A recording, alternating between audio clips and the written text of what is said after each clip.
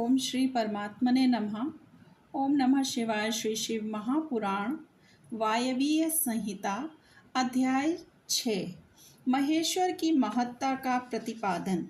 वायु देवता कहते हैं, महर्षियों, इस विश्व का निर्माण करने वाला कोई पति है जो अनंत रमणीय गुणों का आश्रय कहा गया है। वही पशुओं को पाश से मुक्त करने वाला है। उसके बिना संसार की सृष्टि कैसे हो सकती है, क्योंकि पशु अज्ञानी और पाश अचेतन है। प्रधान परमाणु आदि जितने भी जड़ तत्व हैं, उन सबका कर्ता वह पति ही है। यह बात स्वयं समझ में आ जाती है। किसी बुद्धिमान या चेतन कारण के बिना इन जड़ तत्वों का निर्माण कैसे संभव है। पशु, पाश और पति का जो वास्तव में पृथक पृथक स्वरूप है, उसे जानकर ही ब्रह्मवेत्ता पुरुष योनि से मुक्त होता है। क्षर और अक्षर ये दोनों एक दूसरे से संयुक्त होते हैं। पति या महेश्वर ही व्यक्त जगत का भरण पोषण करते हैं। वे ही जगत को बंधन से छुड़ाने वाले हैं।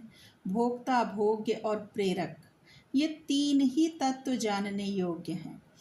विज्ञ पुरुषों के लिए इनमें भिन्न दूसरी कोई वस्तु जानने योग्य नहीं है। सृष्टि के आरंभ में एक ही रुद्रदेव विद्यमान रहते हैं, दूसरा कोई नहीं होता। वे ही इस जगत की सृष्टि करके इसकी रक्षा करते हैं और अंत में सबका संहार कर डालते हैं। उनके सब ओर नेत्र हैं, सब ओर मुख हैं, सब ओर भुजाएं हैं और सब ओर चरण हैं। ये ही सबसे पहले देवताओं में ब्रह्मा जी को उत्पन्न करते हैं।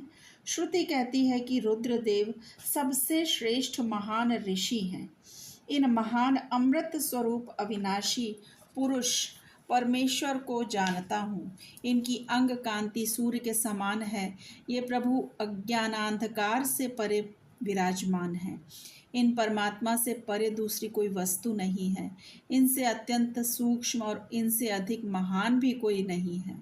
इनसे यह सारा जगत परिपूर्ण है। इनके सब ओर हाथ, पैर, नेत्र, मस्तक, मुख और कान हैं। ये लोक में सबको व्याप्त करके स्थित हैं। ये संपूर्ण इंद्रियों के विषयों को जानने वाले हैं, परंतु वास्तव में सब इंद्रियों से रहित हैं। सबके स्वामी, शासक, शरणदाता और सुहृद हैं। ये नेत्र के बिना भी देखते हैं और कान के बिना भी सुनते हैं। ये सबको जानते हैं, किंतु इनको पूर्ण रूप से जानने वाला कोई नहीं है। इन्हें परम पुरुष कहते हैं। ये अणु से भी अत्यंत अणु और महान से भी परम महान है। यह अविनाशी महेश्वर इस जीव की हृदय गुफा में निवास करते हैं। एक साथ रहने वाले दो पक्षी एक ही वृक्ष शरीर का आश्रय लेकर रहते हैं। उनमें से एक तो उस वृक्ष के कर्म रूप फलों का स्वाद ले लेकर उपभोग करता रहता है, किंतु दूसरा उस वृक्ष के फल का उपभोग न करता हुआ केवल देखता रहता है, दृष्टा होता है। जीवात्मा इस वृक्ष के प्रति आसक्ति में डूबा हुआ है, अतः मोहित होकर शोक करता रहता है। वह जब कभी भगवत कृपा से भक्त सेवित परम कारण रूप परमेश्वर का और उनकी महिमा का साक्षात्कार कर लेता है, तब शोक रहित हो सुखी हो जाता है। छंद, यज्ञ, क्रतु तथा भूत, वर्तमान और भविष्य संपूर्ण विश्व को वह मायावी रचता है और माया से ही उसमें प्रविष्ट होकर रहता है। प्रकृति को ही माया समझना चाहिए और महेश्वर ही वह मायावी है। ये विश्वकर्मा महेश्वर ही परम देवता परमात्मा है, जो सबके हृदय में विराजमान है। उन्हें जानकर ही पुरुष परमानंदमय अमृत का अनुभव करता है। ब्रह्मा से भी श्रेष्ठ असीम एवं अविनाशी परमात्मा में विद्या और अविद्या दोनों गूढ़ भाव से स्थित हैं।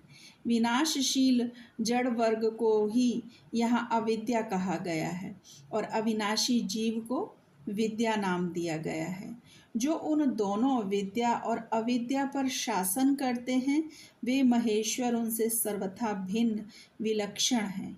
ये प्रतापी महेश्वर इस जगत में समष्टिभूत और इंद्रिय वर्ग रूप एक एक जाल को अनेक प्रकार से रचकर इसका विस्तार करते हैं, फिर अंत में संहार करके सबको अनेक से एक में परिणत कर देते हैं तथा पुनः सृष्टि काल में सबकी पूर्ववत रचना करके सब पर आधिपत्य करते हैं। जैसे सूर्य अकेला ही ऊपर नीचे तथा अगल बगल की दिशाओं को प्रकाशित करता हुआ स्वयं भी दैदीप्यमान होता है, उसी प्रकार ये भजनीय परमेश्वर अकेले ही समस्त कारण रूप पृथ्वी आदि तत्वों का नियमन करते हैं।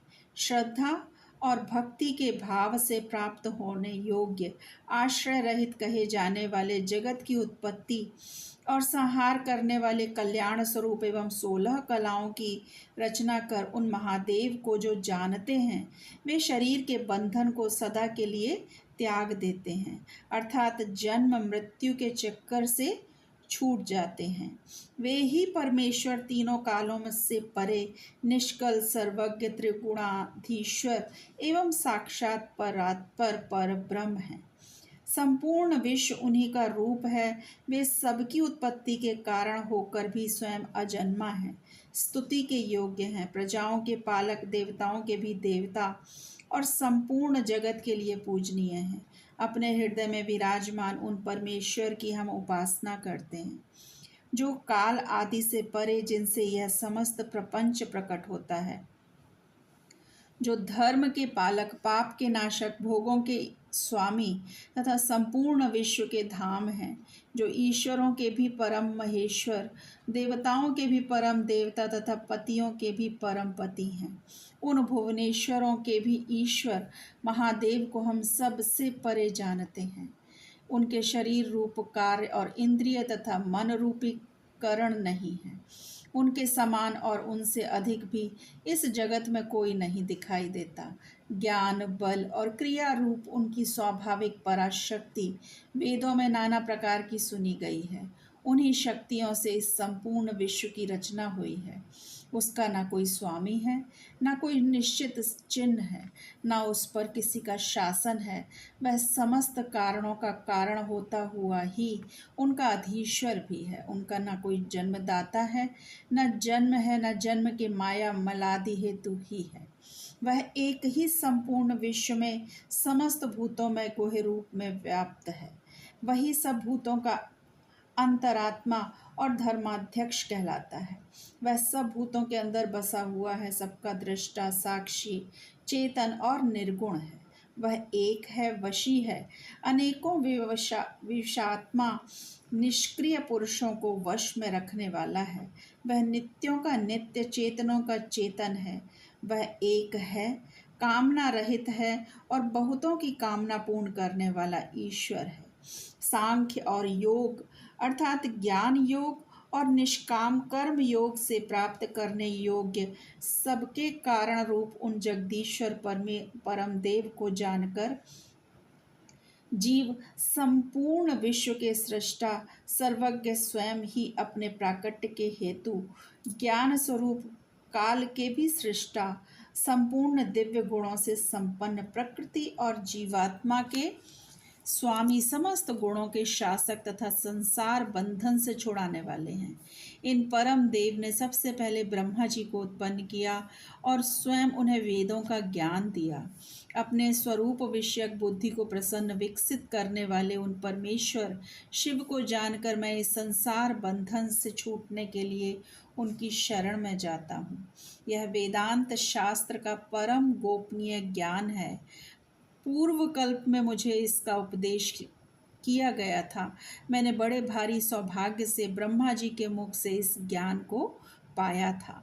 जो शम दम से रहित हो, उसे इस परम उत्तम ज्ञान का उपदेश नहीं देना चाहिए।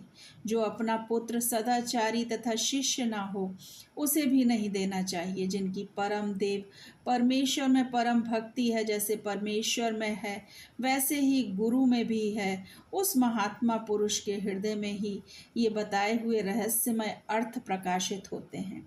अतः संक्षेप से यह सिद्धांत की बात सुनो। भगवान शिव प्रकृति और पुरुष से परे हैं। वे ही सृष्टि काल में जगत को रचते और संहार काल में पुनः सबको आत्मसात कर लेते हैं। ओम नमः शिवाय। शिव जी सदा सहाय, गुरु जी सदा सहाय। हरि ओम।